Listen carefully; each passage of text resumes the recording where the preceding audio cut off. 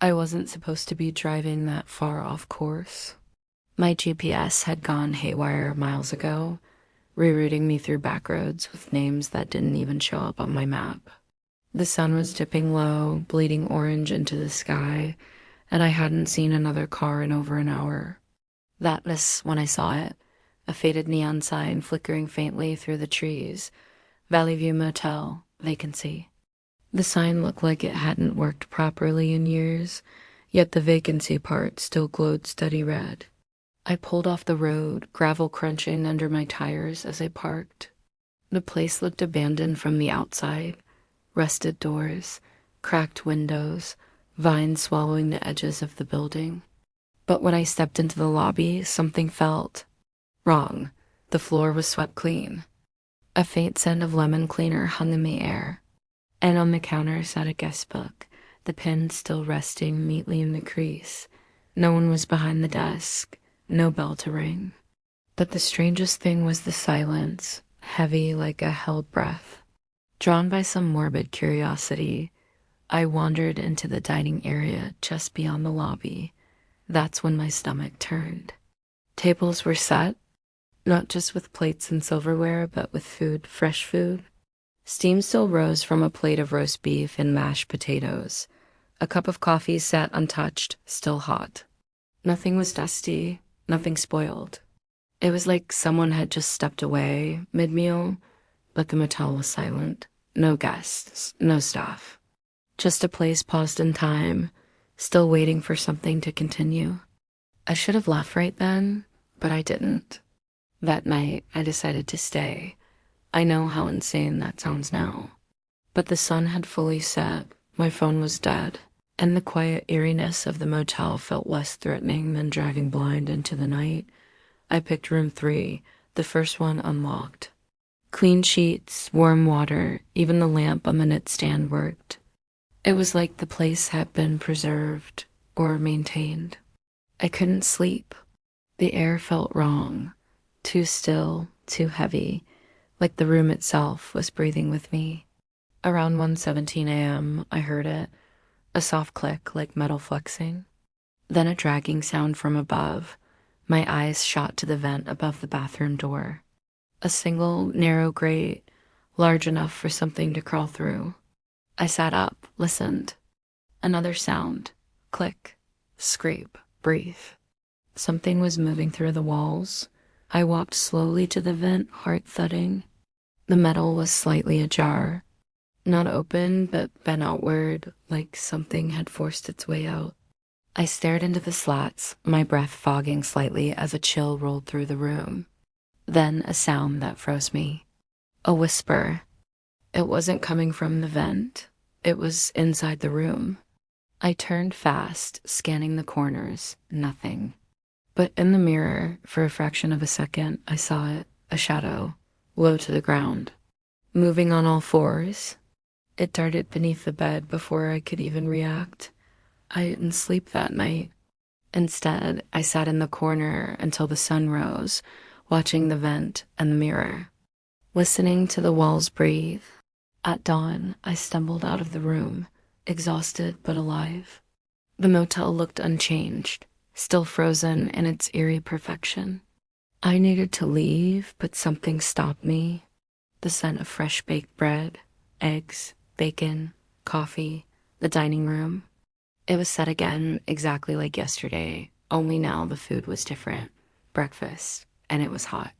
No one had cooked it, no one was present, but the table was full.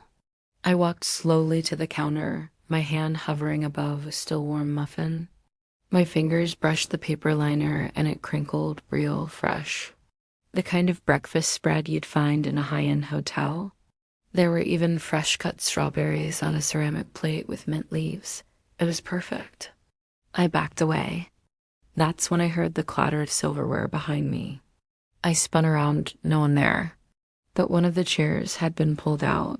I stared at it, heart pounding. Then I saw it. The food on the nearest plate had changed. A bite had been taken from the toast. I hadn't looked away. I hadn't blinked. But something had eaten it, and then the coffee cup lifted, floated, hovered in midair, tilting, as if someone unseen was sipping from it. I ran back to the lobby. Tried the front door, stuck. I rattled it until my fingers burned. Every window I tried was locked tight, fused like they'd never been meant to open. That's when I noticed the wall near the check-in desk. A bulletin board, guest photos, smiling faces, families, solo travelers. Dozens of them. I looked closer. The last photo, a grainy Polaroid, still developing. It was me. The hallway leading to the room seemed longer now. Stretched, warped. Every step felt heavier than the last. Like I was walking into a dream I couldn't wake from. But I had to find out what was going on. Had to understand why the motel wasn't still letting me leave. Room 6 was the only door that had been shut since I arrived. Every other room sat cracked open, empty, staged, as if waiting to be filled. But room 6 was different, solid, silent, and the number on the door was freshly polished. No dust, no rust. It was maintained. I pressed my ear to the door. Nothing. I don't know what possessed me, but I knocked. Once. Twice. Then the door creaked open on its own. Inside was complete darkness, a void. Not a single lamp, not a sliver of sunlight through the curtains, just black. I hesitated, then stepped inside. The door slammed shut behind me. I turned to grab the handle, but it wasn't there. No knob, no latch, no way out. Panic surged as I fumbled along the wall, but the texture was wrong. Too soft, almost warm. Then I heard the breathing. Not mine. From the corner of the room, something was exhaling, slow and heavy. Each breath shivered through the air like it belonged to something massive. I reached for my phone. Useless, still dead. I flicked my lighter. And for a second, just a second, I saw them. Faces. Pressed into the walls, mouths open in silent screams.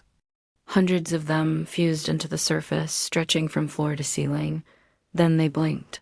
All of them. The flame died, and the breathing got closer. I don't remember how I got out of room 6. I woke up on the lobby couch, clothes soaked in sweat, my heart hammering like I'd run for miles. The morning light filtered through the cracked blinds, but it didn't feel like morning. Time didn't work the same here. The motel had gone quiet again, but something was different now. There was a key on the front desk, one I hadn't seen before. Room 7. It wasn't there yesterday. Driven by instinct, or maybe madness, I took the key and followed the hall. Room 7 hadn't existed.